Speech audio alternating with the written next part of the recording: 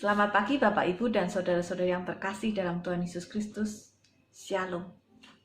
Sebelum kita mendengarkan firman Tuhan pada pagi hari ini, mari kita berdoa. Allah Bapa kami yang di surga, kami mengucap syukur untuk hari baru. Ya Tuhan, sebelum kami melakukan berbagai macam aktivitas kami yang lain, kami mau merenungkan sebagian dari firman-Mu. Tolonglah kami Tuhan, bukakan pintu hati kami, dan juga biarlah Roh Kudus menolong kami untuk dapat melakukan sesuai dengan kehendak-Mu. Berikan kami hikmat yang daripada-Mu. Pakailah hamba-Mu yang sederhana ini Tuhan, dan biarlah semuanya hanya untuk kemuliaan nama-Mu. Amin. Temanya hidup yang baru. Terambil dari 1 Tawarik 4 ayat 9 sampai dengan 10. Yabes lebih dimuliakan daripada saudara-saudaranya. Nama Yabes itu diberi ibunya kepadanya. Sebab katanya, aku telah melahirkan dia dengan kesakitan. Yabes berseru kepada Allah Israel, katanya, kiranya engkau memberkati aku berlimpah-limpah dan memperluas daerahku. Dan kiranya tanganmu menyertai aku dan melindungi aku daripada malapetaka, sehingga kesakitan tidak menimpa aku. Dan Allah mengabulkan permintaannya itu. Dua ayat ini sering terkenal dengan doa Yabes. Dan orang sangat suka dengan doa ini. Orang beranggapan doa ini adalah doa yang manjur. Doa memohon berkat yang luar biasa. Bahkan beberapa orang mengatakan, wah, harus hafal doa ini supaya berkatnya seperti berkat Yabes. Tapi mari kita memperhatikan tentang ayat ini. Makna kata Yabes sebenarnya adalah aku telah melahirkan dia dengan kesakitan. Yabes maknanya pain, sakit. Tetapi Yabes tidak menyerah dengan kehidupannya. Tidak menyerah dengan masa lalunya. Dia ingin mengubahnya menjadi satu hidup yang baru. Dan apa yang dia lakukan? Dia berdoa kepada Tuhan. Dan doanya demikian.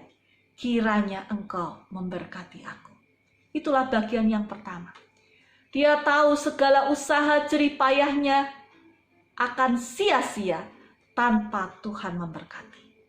Sehingga dia berkata, Tuhan, kiranya engkau memberkati aku. Yang kedua, dia minta untuk diperluas daerahnya. Kenapa? Yabes di beberapa literatur dikatakan dia seorang peternak. Dia bukan peternak yang malas, yang menyerah dengan daerah yang sempit. Tapi dia berusaha untuk memperluas daerahnya agar gembalaannya mendapat makanan yang cukup. Yabes tipe orang yang rajin, yang bekerja keras. Yang berikutnya adalah kiranya tangan Tuhan menyertai aku. Dia tidak meminta pertolongan kepada dewa-dewa yang lain. Dia meminta kepada Allah Israel. Dan yang keempat dikatakan demikian. Melindungi aku daripada malapetaka, sehingga kesakitan tidak menimpa aku. Yabes tahu dan mengingat akan masa lalunya. Dia tahu tubuhnya bukan tubuh yang kuat. Tetapi dia bisa meminta kepada Tuhan. Tuhan, tolong. Kiranya Tuhan melindungi aku dari malapetaka dan dari sakit.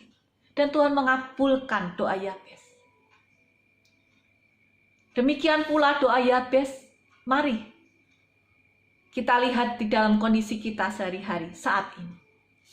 Apa yang harus kita lakukan untuk kita juga mulai kehidupan baru, menyesuaikan diri dengan kondisi yang baru. Mau tidak mau kita harus berubah dengan kondisi yang ada. Yang pertama adalah seperti yang Yabes lakukan. Dia berdoa dengan sungguh-sungguh, dengan penuh iman kepada Tuhan. Dia mohon, Tuhan tolong saya, berkati saya. Sekali lagi, yang pertama adalah berdoa dengan iman dan sungguh-sungguh. Yang kedua, Yabes membuang rantai belenggu tangan kaki masa lalunya, di mana dia dicap sebagai seorang yang menimbulkan, yang menyebabkan kesakitan. Mungkin ketika kecil dia diejek oleh teman-temannya. Dia buang itu, dia jadikan rantai belenggu itu menjadi rantai kemenangan, kalung kemenangan. Dia tidak menjadi orang yang pahit hati, tidak menyalahkan akan masa lalu yang begitu menyakitkan, tidak menyalahkan orang tuanya, orang-orang di sekitarnya, mungkin saudara-saudaranya. Dia tidak menyalahkan keadaan. Dia tidak menyalahkan Tuhan. Tetapi dia berharap kepada Tuhan. Yang ketiga adalah dia tidak mengucapkan kata-kata yang negatif. Dia membuang perkataan-perkataan negatif yang mungkin sering dia dengar di telinganya. Tidak dia ucapkan. Dia keluarkan kata-kata yang positif. Kiranya Tuhan memberkati aku, memperluas daerahku, kalimat yang positif. Bagaimana dengan kehidupan kita? Mari kita juga membuang kata-kata yang negatif dari mulut kita, dari pikiran kita. Saya tidak bisa, tidak mungkin, susah, mustahil, berat, tidak ada waktu, dan lain sebagainya. Mari kita ganti kata-kata negatif menjadi kata-kata positif seperti Yabes.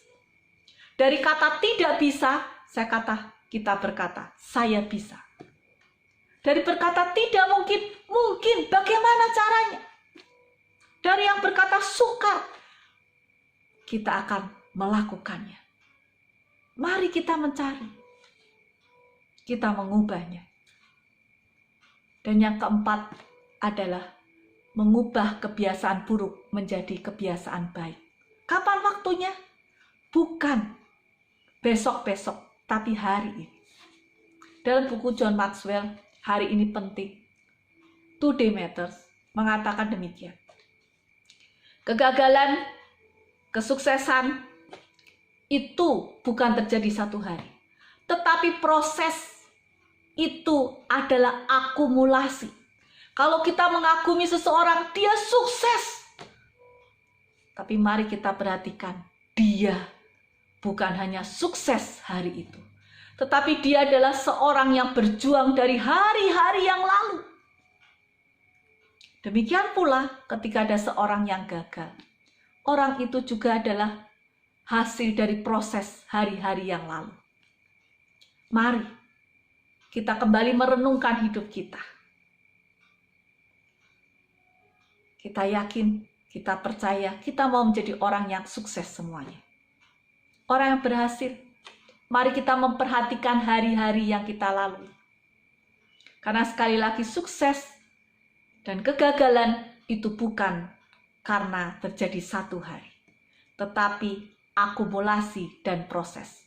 Yabes berdoa, tetapi kesuksesan Yabes tidak terjadi dalam satu hari, tetapi dia lakukan tiap hari, berjalan bersama dengan Tuhan. Oleh karena itu, mari kembali kita merenungkan kehidupan kita. Kita mulai merefleksikan apakah hidup kita saat ini adalah hidup yang sudah benar-benar baik.